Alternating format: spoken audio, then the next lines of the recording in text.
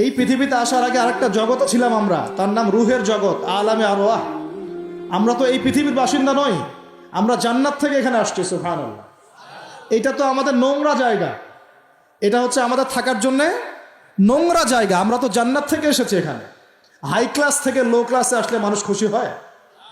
জান্নাত high class না দুনিয়া হাই ক্লাস? আমাদের পিতা মাতাকে জান্নাতে রাখা হয়েছিল, সেখান থেকে আমরা এখানে এসেছি। এখান থেকে আসি নাই? আর আত্মাগুলোকে, আমাদের আত্মাগুলোকে রুহের জগতে রাখা হয়েছে। সেখানে সমস্ত আত্মাগুলোকে ডেকে আল্লাহ পাক বলেছেন, আলাস্তু বিরব্বিকুম।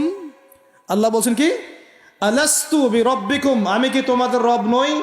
সমস্ত আত্মারা একসাথে বলেছিল, বেলা ইয়া রব্বি, অবশ্যই আপনি আমার রব। সুবহানাল্লাহ। আমরা এই সাক্ষ্যটা দিয়ে আসছি। সূরা আরাফ পড়লে আপনি বুঝতে পারবেন, এখানে আছে আমরা এই সাক্ষ্য দিয়ে পৃথিবীতে আসছি। এখানে এসে ভুলে গেছি, মনে পড়ে না। মনে পড়ে? মনে পড়ে না। এইটা মনে করানোর জন্যই তো আল্লাহ পাক যুগে যুগে নবী রসুল পাঠিয়েছেন। এটা মনে করিয়ে দেওয়ার জন্যই আল্লাহ পাক আসমানে কিতাব নাজিল করেছেন, যে তুমি ভুলে যেও না, তুমি ওই জগতে ছিলে, আমাকে সাক্ষী দিয়ে এসেছো। এই দুনিয়ার ফিতনায় আমাকে ভুলে যেও না। নবীগণ এসেছেন, হেদায়েতের বাণী শুনিয়েছেন, আসমানি কিতাব নাজিল হয়েছে, আমরা সেই কিতাব পেয়েছি। এই সিলসিলা চলতে চলতে আদম থেকে নিয়ে মুহাম্মদ সাল্লাল্লাহু আলাইহি ওয়াসাল্লাম পর্যন্ত প্রায় 1,24,000 নবী আল্লাহ পাঠিয়েছে। তার সর্বশেষ নবীর নাম কি?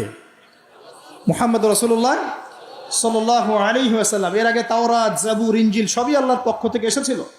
মানুষ যখন সেগুলোকে বিকৃত করেছে, আল্লাহ পাক আবার নতুন করে বিধান পাঠিয়েছে। এই সর্বশেষ বিধান কোনটা? আল কোরআন, এবং তার ব্যাখ্যা কি আছে? হাদিস। এই কোরআন হাদিস ঘাটাঘাটি করলেই আমরা পেলাম যে একটা জনপদের মানুষ যখন এমন শিরক আর কুফরে নিমজ্জিত থাকে, তখন আল্লাহর পক্ষ থেকে আযাব আসে। এখন আমরা কি সেই পাপে নাই ভাই?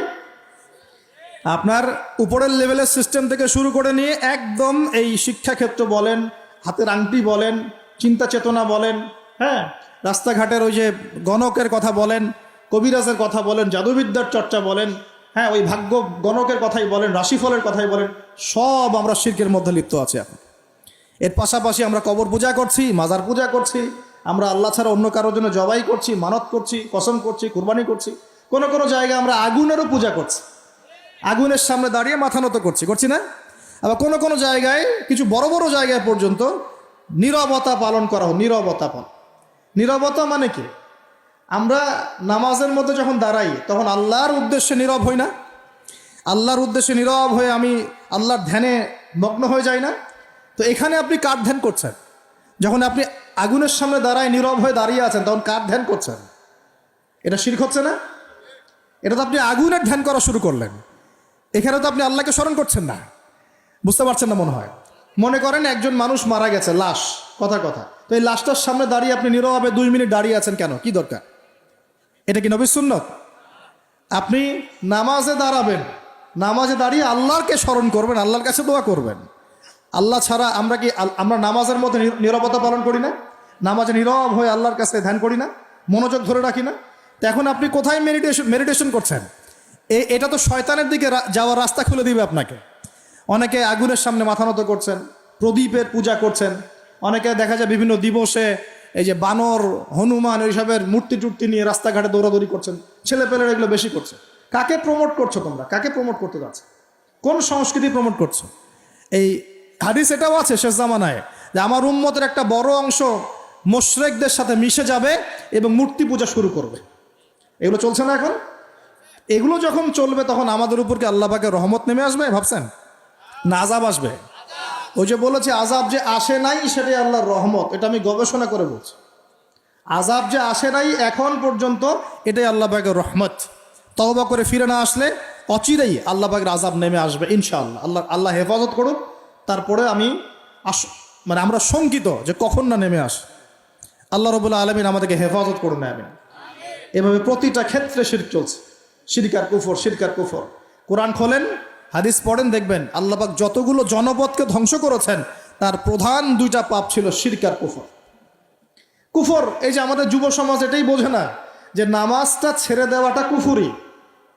নামাজ যে না পড়া, ছেড়ে দেওয়া, ইচ্ছা করে না পড়াটা কুফরি, এটা ওদেরকে কেউ শেখায় নাই।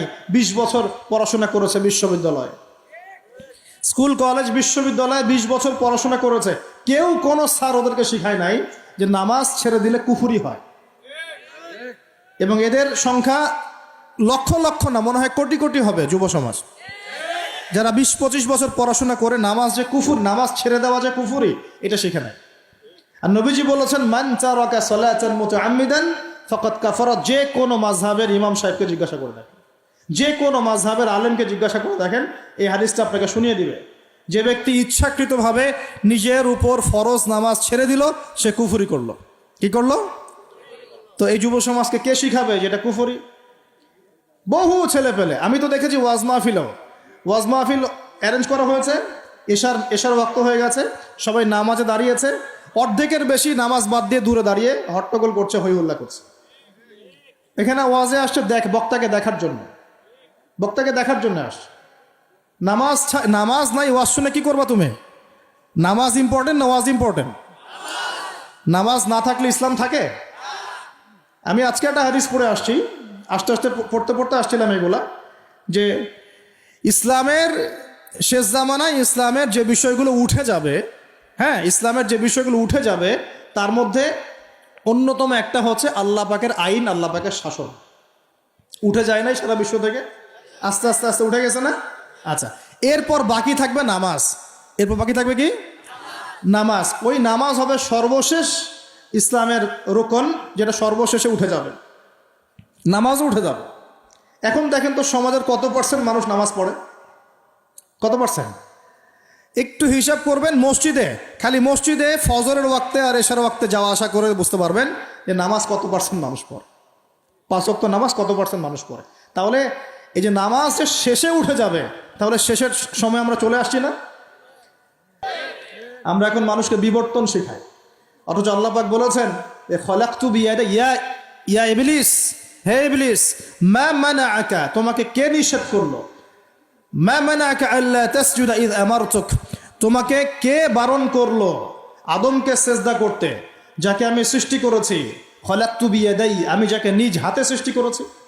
তাহলে আল্লাহ পাক আমাদেরকে কিভাবে সৃষ্টি করেছেন? নিজ হাতে। এটা সম্মানের না? এটা ভালোবাসার না? আল্লাহ পাক অন্য কোনো মাখলুক সৃষ্টির ব্যাপারে বলেন নাই যে আমি অমুক মাখলুকটাকে নিজ হাতে সৃষ্টি করেছি, আসমানকে নিজ হাতে সৃষ্টি করেছি, জমিনকে নিজ হাতে সৃষ্টি করেছি, এমনটা আল্লাহ পাক কোথাও বলেন নাই। আল্লাহ পাক শুধু বলেছেন আদমকে সৃষ্টি করেছি, খলাকতু বিয়াদাই, আমি নিজ হাতে তাকে সৃষ্টি করেছি। সুবহানাল্লাহ। আল্লাহ পাক তাকে সৃষ্টি করে দুনিয়াতে পাঠিয়ে আল্লাহ পাকের খেলাফতের দায়িত্ব দিয়েছেন যে আদম তুমি দুনিয়ায় যাও, দুনিয়ায় নির্দিষ্ট সময় থাকবে, চিরস্থায়ী হতে পারবে না, আমার বিধান আমি নাজিল করব, সেগুলো যদি মেনে চলো এবং তা প্রতিষ্ঠা করো, তাহলে তুমি জমিনে আমার খেলাফতের দায়িত্ব পালন করলা। জমিনে যে আল্লাহ পাকের বিধান মেনে চলে, আল্লাহর বিধান প্রচার প্রসার ঘটায়, প্রতিষ্ঠার চেষ্টা করে, সেই আল্লাহ পাকের খলিফা। আর জমিনে যে ব্যক্তি আল্লাহর বিধান মানে না, আল্লাহর বিধানের পরোয়া করে না এবং এই বিধান দিয়ে বিচার ফয়সালা করে না, সে আল্লাহ পাকের খলিফা নয়। সহজ কথা, সে তখন কার খলিফা? সে তার প্রবৃত্তির দাসত্ব করছে, অথবা শয়তানের পূজা করছে, অথবা নিজের মন গড়া প্রবৃত্তি হাওয়া এর দাসত্ব করছে। আল্লাহ পাক আমাদের সবাইকে আল্লাহ পাকের বিধান মেনে চলার তৌফিক দান করুন। এখন ইবলিসকে আল্লাহ পাক বলছেন কেন তাকে সেজদা করলে না যাকে আমি নিজ হাতে সৃষ্টি করলাম? তা আমরা বুঝতে পারলাম আল্লাহ পাক আমাদেরকে নিজ হাতে সৃষ্টি করেছেন, আর আমরা এখন বাচ্চাদেরকে শেখাচ্ছি না এই সৃষ্টির তত্ত্ব ভুল। তোমাদেরকে আগে এইভাবে আগে দাঁড়াতে পারতে না, বাঁকা হয়ে থাকতে, তারপর একটু লম্বা হলে, তারপর আরেকটু লম্বা হলে, তারপর আস্তে আস্তে মানুষ হয়ে গেলে। আমরা এগুলো বাচ্চাদেরকে শেখাচ্ছি। কেন শেখাবো? আমার বাচ্চা তো মুসলিম, আমার বাচ্চা তো মুসলিম পরিবারের বাচ্চা, এ কি ইহুদি খ্রিস্টানের সন্তান? ওদের ওই সভ্যতার আল্লাহর সাথে কোনো সম্পর্ক নাই।